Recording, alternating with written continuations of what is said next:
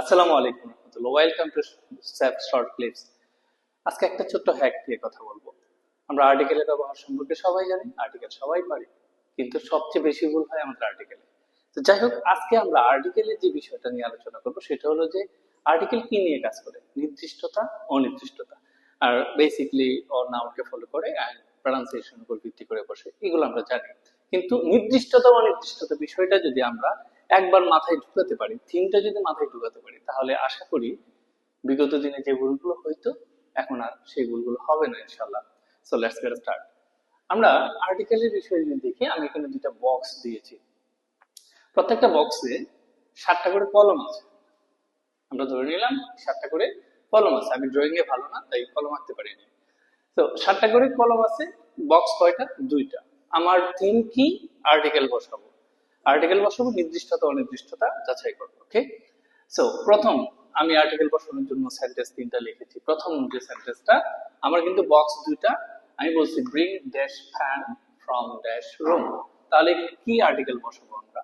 তো first one, আমি যদি খেয়াল করি, রুম হলো দুইটা, এখানে দুইটা রুমে রুম, অত বক্স হলো দুইটা, দুইটা বক্সে আমার ফ্যান আছে হলো 14টা। তাহলে আমি বলছি bring dash fan from dash room. তাহলে আমার আর্টিকেলটা কি বললো স্পেসিফিকলি?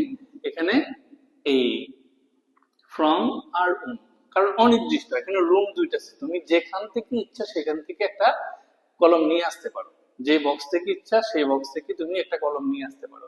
সো এটা অনির্দিষ্ট ভাবে আমরা কি বসালাম? আ ফ্যান আর আ রুম। সেকেন্ডলি, আমরা যদি একটা রুম মুছে দিই, করে দিলাম এই রুমটা আমরা ইরেজ করে ফেললাম, একটা রুম আছে। সো এখন আমরা এই এই সেন্টেন্সটা দিলাম bring dash fan from dash room. তাহলে এখন আমি আর্টিকেলটা কি বসাবো? আমরা যদি খেয়াল করি, রুম কয়টা?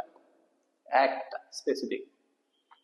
সো একটা রুম আছে। সো আমি এখানে দেখবো যে আমার কলম কয়টা আছে? কলম আছে 7টা।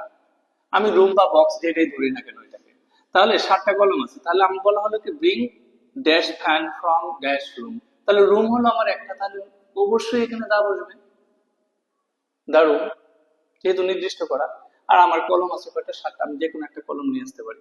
তাহলে bring a fan from the room. Next one, এবার আমি বললাম এখানে রং হলো 7 রং, 7টা কালারের ফ্যান আছে এখানে। তাহলে আমি ধরলাম আমার ফেভারিট কালার ইজ ব্লু। তো ব্লু কালারের ফ্যানটা নিয়ে আসতে বললাম আমি। তাহলে এখন কি হলো? রুম কয়টা? একটা। কলম কোনটা আনতে বললাম? ব্লু কালারটা। তাহলে আমার আর্টিকেলটা কি বলবে?